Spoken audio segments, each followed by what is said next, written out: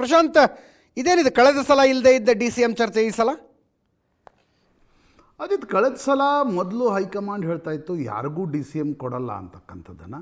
ಅದು ಬಹುತೇಕ DK Shivakumar line ಕೂಡ ಆಗಿತ್ತು.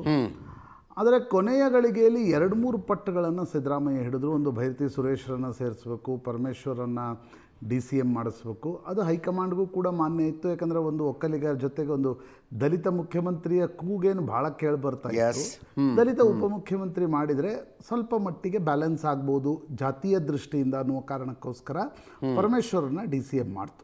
ಈಗ ಮತ್ತೊಮ್ಮೆ ಒಂದು ಹೊಸ ಕೂಗನ್ನು ಎಬ್ಬಿಸಲಾಗ್ತಾ ಇದೆ. ಹೈಕಮಾಂಡ್ಗೂ ಕೂಡ ಅದನ್ನು ಕನ್ವಿನ್ಸ್ ಮಾಡತಕ್ಕಂಥ ಪ್ರಯತ್ನ ಮಾಡಲಾಗ್ತಾ ಇದೆ. ಇನ್ನೂ ಇಬ್ಬರು DCM ಬೇಕು. ಅದು ಒಂದು ಸತೀಶ್ ಜಾರಕಿಹೊಳಿ ಅವರನ್ನು ತೆಗೆದುಕೊಂಡು ಬನ್ನಿ, ಇನ್ನೊಂದು OBCಯನ್ನು ತೆಗೆದುಕೊಂಡು ಬನ್ನಿ.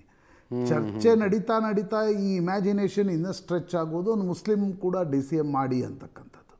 ಹಂಗೇನಾದರೂ 4-5 DCM ಆದರೆ I think DK Shivakumar will also be agree. ಅವ್ರಿಗೂ ಏನೂ ಸಮಸ್ಯೆ ಇಲ್ಲ. ಯಾಕಂದರೆ ಜಾತೀಯ ಸಮೀಕರಣಗಳು ಸರಿದೂಗ್ತವೆ. ತಾನೊಂದು ಆಲ್ ಪವರ್ಫುಲ್ ಚೀಫ್ ಮಿನಿಸ್ಟರ್ ಆಗಿ ಇರ್ತೀನಿ ಅಂತಕ್ಕಂಥದ್ದು DK ಶಿವಕುಮಾರ್ ಮನಸ್ಸಿನಲ್ಲಿರ್ಬೋದು. ಬಟ್ ಹೈಕಮಾಂಡ್ ಇದನ್ನು ಎಷ್ಟು ಎಳಿತಾ ಹೋಗ್ಬೋದು. ಈಗ ಸತೀಶ್ ಜಾರಕಿಹೊಳಿ ಕಳೆದ ಬಾರಿಯೇ ಆಗೋದಿದ್ರೆ ಕಳೆದ ಬಾರಿಯೇ DCM ಆಗಬೇಕಿತ್ತು. MB ಪಾಟೀಲ್ ಈಗ ಸ್ವತಃ ಸಚಿವರಾಗ್ಬಿಟ್ಟಿದ್ದಾರೆ. ಅವರನ್ನು ನೀವು ಮತ್ತೊಮ್ಮೆ ಡೆಪ್ಯೂಟಿ ಚೀಫ್ ಮಿನಿಸ್ಟರ್ ಡೆಸಿಗ್ನೇಟ್ ಮಾಡೋದಾದರೆ ಜಾತೀಯ ಸಮೀಕರಣಗಳನ್ನು ಸರಿತೂಗಿಸ್ಲಿಕ್ಕೆ ಹೈಕಮಾಂಡ್ ಈ ಹೆಜ್ಜೆಯನ್ನು ಇಡುತ್ತಾ ತೆಲಂಗಾಣದಲ್ಲಿ ಇಟ್ಟಿದೆ ಅದನ್ನು. ಆ ರೀತಿಯ ಹೆಜ್ಜೆಗಳನ್ನು ಕರ್ನಾಟಕದಲ್ಲಿ ಇಡುತ್ತಾ ಅದು ಅಂತಿಮವಾಗಿ ಚರ್ಚೆಗೆ ಕುಳಿತಾಗಲೇ ಡಿಸೈಡ್ ಆಗುತ್ತೆ. ಹೈಕಮಾಂಡ್ನ ಕೆಲ ಮೂಲಗಳು ಇದನ್ನು ಖಚಿತ ಕೂಡ ಪಡಿಸಿವೆ ನಿನ್ನೆ. ಇಲ್ಲ ಇನ್ನೂ 2 DCMನ ಪ್ರಸ್ತಾವನೆ ಇದೆ ಅಂತಕ್ಕಂಥದ್ದು. ಇದು ಬರೀ ಕರ್ನಾಟಕದ ನಾಯಕರಿಂದ ಇಡಲ್ಪಟ್ಟ ಪ್ರಸ್ತಾವನೆ ಅಲ್ಲ. ಹೈಕಮಾಂಡ್ ನಾಯಕರಲ್ಲಿ ಕರ್ನಾಟಕದ ನಾಯಕರಿಂದ ಅಂದರೆ DK ಶಿವಕುಮಾರ್ ಅವರೇ ಇಟ್ಟಿರ್ಬೋದಾಯ್ತು. ನಾವು ಸಿಂಗಲ್ DCM ಬೇಡ, ಇನ್ನೊಂದು 2-3 ಮಾಡ್ಬಿಡಿ ಅಂತ. ಅಥವಾ ಸಿದ್ದರಾಮಯ್ಯನವರು ಪುಷ್ ಮಾಡ್ತಾ ಇರೋದಾ ಈ ಮಾತುಗಳನ್ನು? ಅದೇ ಸಿದ್ದರಾಮಯ್ಯನವರ ಪುಷ್ ಜಾಸ್ತಿ ಇದೆ ಅಂತ ಅನ್ಸುತ್ತೆ ನನಗೆ. DK ಶಿವಕುಮಾರ್ ಈ ಐಡಿಯಾಗೇನು ಅವರ್ಸ್ ಇದ್ದಂಗಿಲ್ಲ. ಮಾಡೋದಾದ್ರೆ ಇನ್ನೊಂದು 2-3 ಮಂದಿ ಮಾಡಿ ಅಂತ ಹೇಳ್ಬೋದು ಅವರು.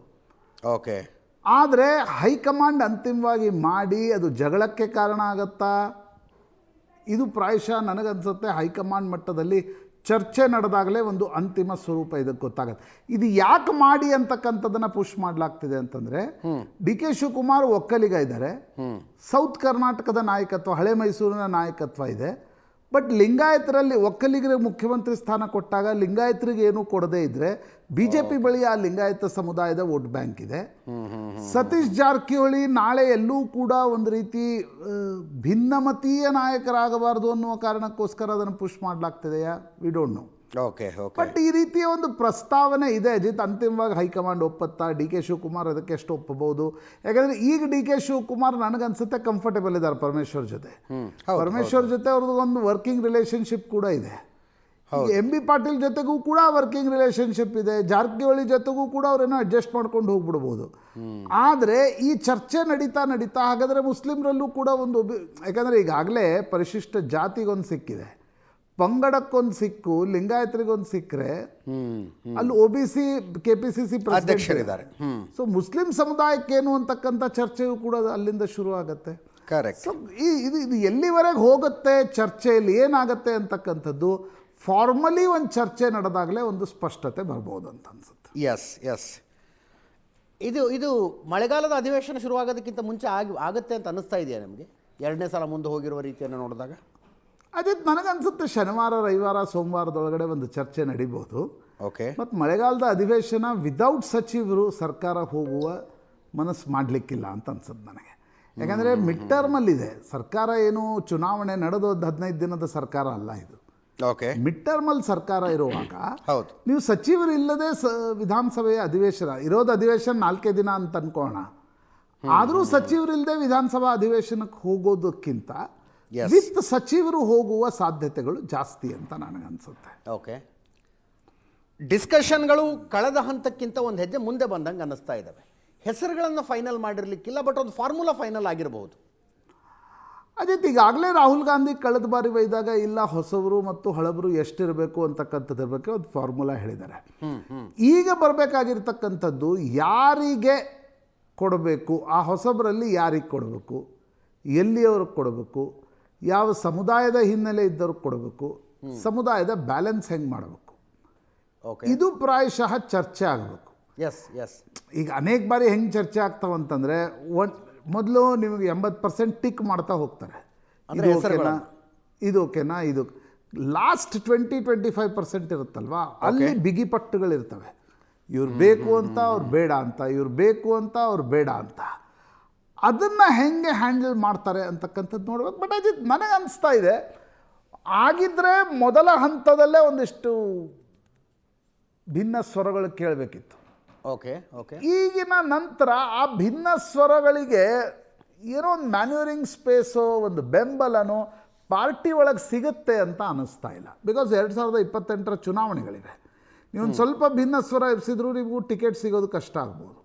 ಓಕೆ. ಸೊ ಸ್ವಂತ ಬಲದ ಮೇಲೆ ಗೆಲ್ಲೋರು ಯಾರಾದರೂ ಭಿನ್ನ ಸ್ವರಗಳಲ್ಲಿ ಮಾತಾಡಬೇಕೆ ಹೊರತು ಕಾಂಗ್ರೆಸ್ ಪಾರ್ಟಿಯ ಬೆಂಬಲದಿಂದ, ಕಾಂಗ್ರೆಸ್ ಪಾರ್ಟಿಯ ಕಾರಣದಿಂದ ಗೆಲ್ತಾ ಇರೋರು ಆ ಸ್ವರಗಳನ್ನು ಎಬ್ಬಿಸ್ಲಿಕ್ಕೆ ಆಗಲ್ಲ. Correct correct. ಅದು ಡಿ.ಕೆ. ಶಿವಕುಮಾರ್ ನೆನಪಿಟ್ಟು ಟಿಕೆಟ್ ಕೊಡಬೇಕೋ ಬೇಡ ಅನ್ನೋದು ಡಿಸೈಡ್ ಮಾಡ್ಬೋದು.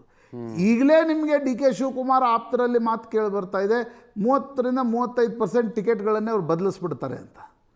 ಹೀಗಿರುವಾಗ ನನಗನ್ಸುತ್ತೆ ಸಂಪುಟ ಪುನಾರಚನೆ ಅಥವಾ ಸಂಪುಟ ವಿಸ್ತರಣೆ ಅನ್ನೋದು ಭಾಳ ದೊಡ್ಡ ಮಟ್ಟದ ಭಿನ್ನಮತಕ್ಕೆ ಕಾರಣ ಆಗ್ಬೋದು ಅಂತಕ್ಕಂಥದ್ದು ಇವತ್ತಿನ ಪರಿಸ್ಥಿತಿಯಲ್ಲಂತೂ ಅನ್ನಿಸ್ತಾ ಇಲ್ಲ. ಈಗ ಅದಕ್ಕೆ ದೊಡ್ಡ ನಾಯಕರು ಸಿದ್ದರಾಮಯ್ಯನವರು ಥರದವರು, ಉಳಿದವರು ಯಾರೋ ಸತೀಶ್ ಜಾರಕಿಹೊಳಿ ಥರದವರು ಬೆಂಬಲ ಕೊಟ್ಟರೆ ಮಾತು ಬೇರೆ. ಅದರ್ವೈಸ್ ಸ್ಟ್ಯಾಂಡ್ ಅಲೋನ್ ಯಾರೋ ಎದ್ದು ನಿಂತು ಭಿನ್ನಮತ ಸ್ವರಗಳನ್ನು ನಂಗೆ ಸಚಿವ ಸ್ಥಾನ ಕೊಟ್ಟಿಲ್ಲ ಅಂತಕ್ಕಂಥದ್ದನ್ನು ಹೇಳುವ ಸಾಧ್ಯತೆಗಳು ಕಡಿಮೆ ಆಗಿ ಕಾಣ್ತಿವೆ. ಒಂದು. ಎರಡನೇದು ಅಜಿತ್, ರಾಹುಲ್ ಗಾಂಧಿಯವರ ಬಾಯಿಂದಲೇ ಇದು ಬಂದಿರೋದ್ರಿಂದ ಯಾವುದು ಹೊಸಬರಿಗೆ ಹೆಚ್ಚು ಅವಕಾಶ, ಹೊಸಬರಿಗೆ ಅವಕಾಶ ಅಂತಕ್ಕಂಥದ್ದು. ಹಳಬರು ಕೂಡ ಆಯ್ತಪ್ಪ ನಮ್ಮ ಮಕ್ಕಳಿಗೆ ಟಿಕೆಟ್ ಸಿಕ್ಕರೆ ಸಾಕು ಅನ್ನುವ ಮಟ್ಟಕ್ಕೂ ಕೂಡ ಬರಬಹುದು. ಅದು ಸಾಧ್ಯತೆಗಳಿವೆ. ಎಸ್. ಆನಂದ್, ದೆಹಲಿಗೆ ಹೋದ ನಾಯಕರುಗಳಿಗೆ ಯಾರ್ಯಾರ ಜೊತೆ ಮೀಟಿಂಗ್ ಸಿಕ್ಕಿದೆ? 1-to-1 ಮೀಟಿಂಗ್ಗಳು ಏನಾದ್ರು ಅಶ್ಯೂರೆನ್ಸ್ ಸಿಕ್ಕಿದೆಯಾ? ಭರವಸೆಗಳು ಸಿಕ್ಕಿದಾವ? ನೀವು ಇರ್ತೀರಿ ಕ್ಯಾಬಿನೆಟ್ನಲ್ಲಿ, ಚಿಂತೆ ಬೇಡ ಅನ್ನೋ ಥರದ್ದು? ಇಲ್ಲ, ಈ ಅಜಿತ್ ಪ್ರಮುಖವಾಗಿ CM ಮಾಜಿ CM ಆಗಿರುವ ಸಿದ್ದರಾಮಯ್ಯ ಈ ಕೆಲವು ಪ್ರಮುಖ ನಾಯಕರನ್ನು ಭೇಟಿ ಮಾಡಿ ಹೊರಿಸಿದ್ರೆ ಆಕಾಂಕ್ಷಿಗಳಿಗೆ ನೇರವಾಗಿ ಕೆ.ಸಿ. ವೇಣುಗೋಪಾಲ್ ಆಗಲಿ, ಖರ್ಗೆ ಆಗಲಿ ಅಥವಾ ಸುರ್ಜೇವಾಲಾ ಕೂಡ ಸಿಕ್ಕಿಲ್ಲ. ಯಾಕಂದರೆ ನಿನ್ನೆ ಮಲ್ಲಿಕಾರ್ಜುನ ಖರ್ಗೆ ಅವರ ಬರ್ತ್ಡೇ ಇರುವಂಥ ಕಾರಣಕ್ಕಾಗಿ ಕೆಲವರು ಹೋಗಿ ಶುಭಾಶಯಗಳನ್ನು ಹೇಳುವಂಥ ಪ್ರಯತ್ನ ಮಾಡಿದರೆ ಅಲ್ಲಿ ಮಾತುಕತೆ ಯಾವುದೂ ಕೂಡ ಆಗಿಲ್ಲ. ಸಹಜವಾಗಿ ಕರ್ಟಸಿ ಭೇಟಿ ಆಗಿದೆ. ಆದರೆ ದೆಹಲಿಯಲ್ಲಿರ್ತಕ್ಕಂಥ ನಾಯಕರಿಗೆ ಒಂದು ಭರವಸೆ ಇರತಕ್ಕಂಥದ್ದು, ಈ ವಾರದೊಳಗೆ ಮಾಡ್ತೇವೆ ಅಂತಕ್ಕಂಥ ಸಂದೇಶ ಮಲ್ಲಿಕಾರ್ಜುನ ಖರ್ಗೆ ಸೇರಿದಾಗೆ ಕೆಲ ಪ್ರಮುಖರಿಂದ ಸಿಕ್ಕಿತ್ತು. ಆ ಕಾರಣಕ್ಕಾಗಿ ಸಾಟರ್ಡೆ ಒಳಗಡೆ ಎಲ್ಲವೂ ಕೂಡ ಫುಲ್ಫಿಲ್ ಆಗಿಬಿಡುತ್ತೆ ಅಂತಕ್ಕಂಥ ಲೆಕ್ಕಾಚಾರದಲ್ಲೇ ಇದ್ದರು. ಅದರ ನಂತರದಲ್ಲಿ ಕೆ.ಸಿ. ವೇಣುಗೋಪಾಲ್ ಮತ್ತು ಸುರ್ಜೇವಾಲರ ಭೇಟಿ ಮಾಡುವ ಪ್ರಯತ್ನ ಮಾಡಿದ್ರು ಕೂಡ ನಿನ್ನೆಯಲ್ಲಿ ಕೆಲವೊಂದಷ್ಟು ಪ್ರತಿಭಟನೆಗಳಾದ ಕಾರಣಕ್ಕಾಗಿ ಆ ಪ್ರತಿಭಟನೆಯಲ್ಲಿ ಹೆಚ್ಚು ಸಕ್ರಿಯವಾಗಿ ವೇಣುಗೋಪಾಲ್, ಸುರ್ಜೇವಾಲಾ ಎಲ್ಲರೂ ಕೂಡ ಇದ್ದಂಥ ಕಾರಣಕ್ಕಾಗಿ ಅಲ್ಲೇನೂ ಕೂಡ ವೈಯಕ್ತಿಕ ಭೇಟಿಗೆ ಅವಕಾಶ ಆಗಿಲ್ಲ. ಆ ಕಾರಣಕ್ಕಾಗಿ ಇವತ್ತು ಕೂಡ ಕೆಲವರು ಕಾಯ್ತಾ ಇರತಕ್ಕಂಥದ್ದು ಈ ಪ್ರತಿಭಟನೆಗಳ ಒಂದಷ್ಟು ತಣ್ಣಗಾದ ನಂತರದಲ್ಲಿ ಭೇಟಿ ಮಾಡುವಂಥ ಅವಕಾಶ ಸಿಗುತ್ತೆ ಅಂತಕ್ಕಂಥ ಪ್ರಯತ್ನದಲ್ಲಿ ಇದ್ದಾರೆ. ಯಾಕಂದರೆ ತಾವು ಹೇಳಬೇಕಾಗಿದ್ರೆ ಹೇಳಿಕ್ಕೆ ಅವಕಾಶ ಸಿಗುತ್ತೆ, ಅದು ಎಲ್ಲಿ ರೀಚ್ ಆಗುತ್ತೆ ಅಂತಕ್ಕಂಥ ವಿಶ್ವಾಸದಲ್ಲಿದ್ದಾರೆ. ಹಾಗಾಗಿ ನಿನ್ನೆ ಮತ್ತು ಮೊನ್ನೆ ಹೋಗಿರ್ತಕ್ಕಂಥ ಯಾವುದೇ ನಾಯಕರಿಗೆ ಈ ಕೆ.ಸಿ. ವೇಣುಗೋಪಾಲ್, ಸುರ್ಜೇವಾಲಾ, ಖರ್ಗೆ ಇವರನ್ನ ವೈಯಕ್ತಿಕವಾಗಿ ಭೇಟಿ ಮಾಡಿ ಅಪೀಲ್ ಮಾಡ್ತಕ್ಕಂಥ ಅಂಥ ಅವಕಾಶಗಳು ಲಭ್ಯ ಆಗಿಲ್ಲ Ajith. Yes, thank you so much Anand, ನಿಮ್ಮ ಎಲ್ಲ ಮಾಹಿತಿಗೆ.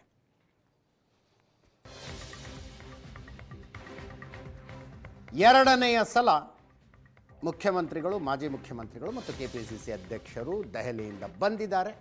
ಚರ್ಚೆಯನ್ನು ಪೂರ್ಣಗೊಳಿಸದೆ ಭಾನುವಾರ ಅಥವಾ ಸೋಮವಾರ ಅವರನ್ನು ಮತ್ತೆ ಕರೀಬಹುದು ಅನ್ನುವ ನಿರೀಕ್ಷೆ ಇದೆ.